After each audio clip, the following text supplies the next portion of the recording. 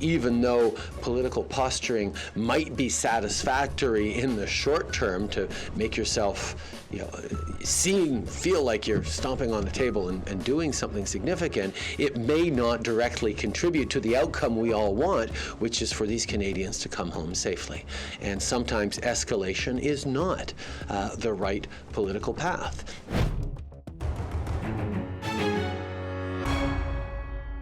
There are now 3 Canadians who have been taken into custody in China, but this most recent case doesn't appear to be related to the first 2, according to Prime Minister Justin Trudeau.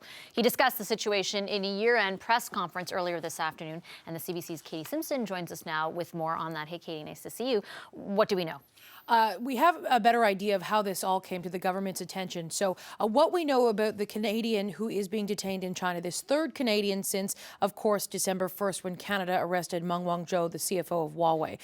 But a local Conservative MP in Alberta got a phone call from a concerned family about a woman, an Alberta woman, who's teaching something in China. Exactly what she's teaching, we're not quite sure of. But she's in China teaching. Her family was concerned about something enough to reach out to their local Conservative MP. That Conservative MP got in touch with Foreign Affairs critic Aaron O'Toole. He reached out to Chrystia Freeland's office, and then within 24 hours, there's confirmation that a 3rd Canadian has been detained. The Prime Minister, I don't want to say was downplaying the severity of the situation, because I don't think that's an accurate description of it, but he suggested that this detention is less complicated than the other 2 recent detentions of Michael Spavor and Michael Kovrig. He compared this 3rd arrest to a more routine issue, something related possibly to a visa he used as an example, whereas the detentions of Michael Kovrig and Michael Spavor are more complicated because they're based on national security. Have a listen. We are looking into the details on this most recent one that doesn't seem to fit the pattern set by the previous 2, but we'll have more to say as we collect the facts on this issue. It's very early in this entire sort of process. And one thing people are pointing out to me that are working behind the scenes on this, and again, it's not sort of trying to downplay what's going on, but China does detain citizens from all around the world every year, and they do detain them on issues related to visas or passports or things like that.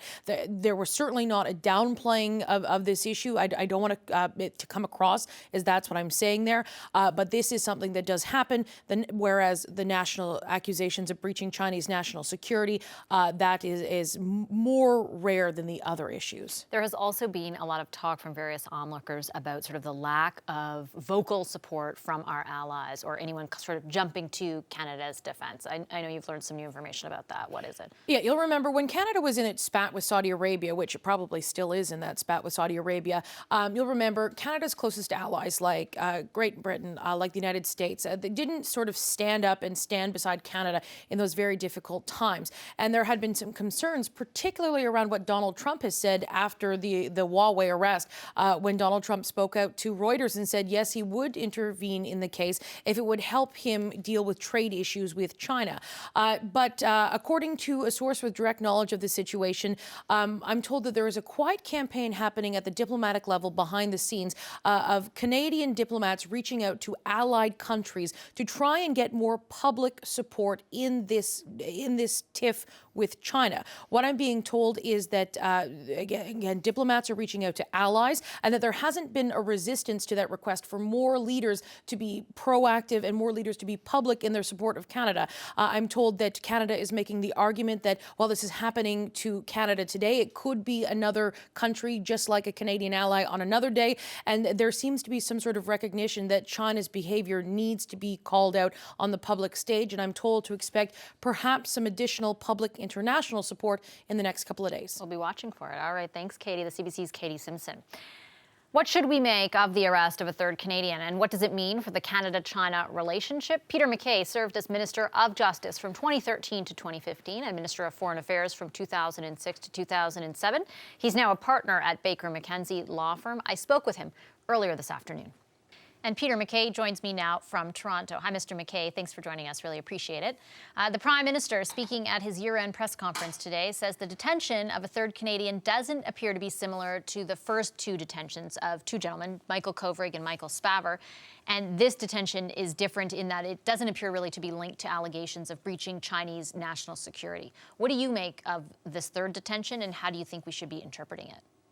Well, it's curious, and I take the Prime Minister at his word. He must have some basis to say this. The other two, Mr. Kovrig, Mr. Spavor, remain in custody. I understand that there has been now consular access, at least to one of these individuals. But let's go back to the basic principle that we have now Canadians who are picked up in what can only be interpreted as retaliation from China.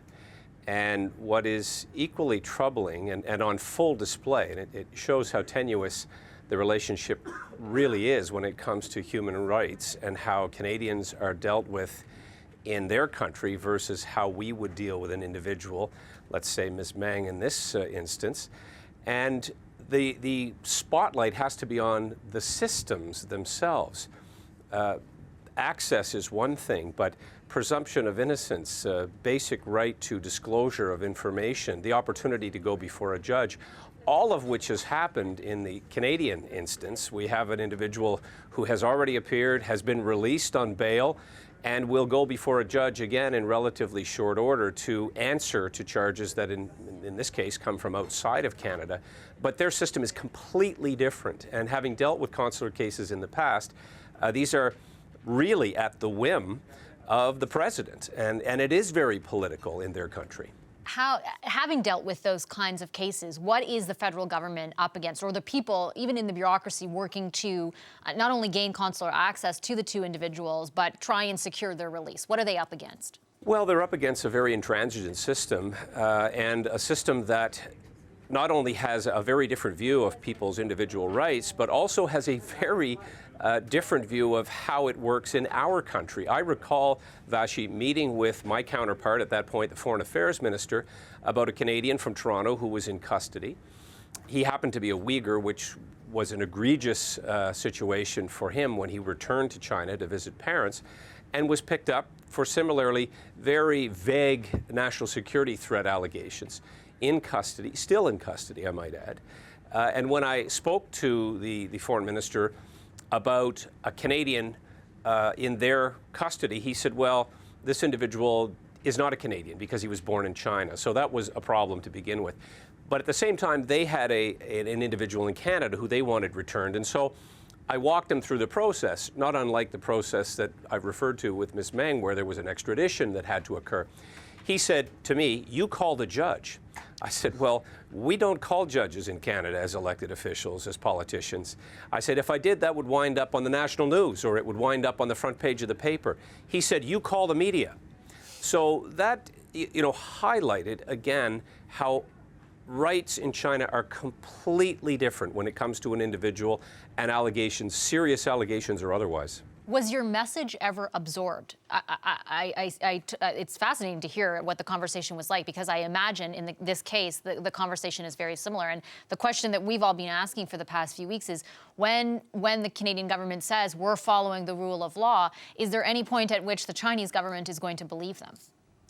Well, that's the multi-million-dollar question. I'm sure that the Canadian ambassador, when he was in, was making similar and emphatic requests of Chinese officials.